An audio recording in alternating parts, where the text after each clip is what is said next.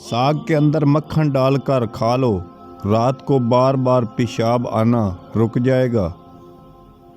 पाँव की तेल से मालिश करके सोने से जिस्म चुस्त रहता है और नज़र तेज़ होती है। गद्दा एक बेज़रार हैवान है जिसने समाज की बेमिसाल खिदमत की है।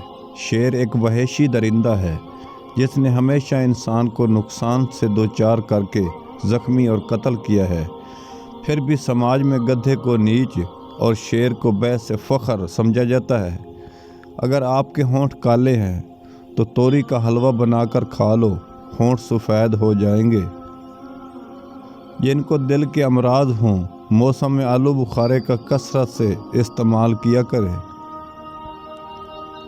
निहार मुँह अजवा खजूर दूध के साथ खा लो, दिल के अमराज के लिए बहुत मुफीद है। अगर हल्के पीले रंग का पेशाब आए तो आप अंदरूनी तौर पर फिट फाट हैं।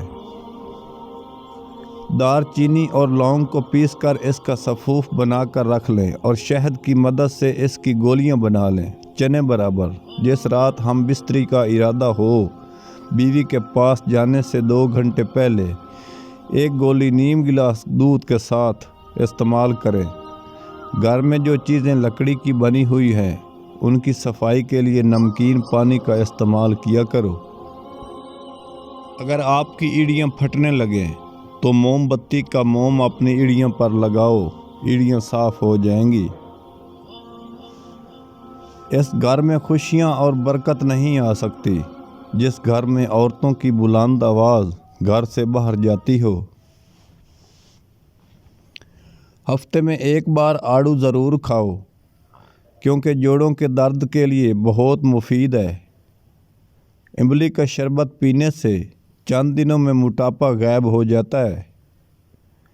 कद्दू ज़्यादा खाने से नींद सुकून की आती है। शाम के वक्त चावल खाने से चर्बी बहुत ज़्यादा बढ़ती है। वाइस ऑफ सदाबहार कमलाना सियाल।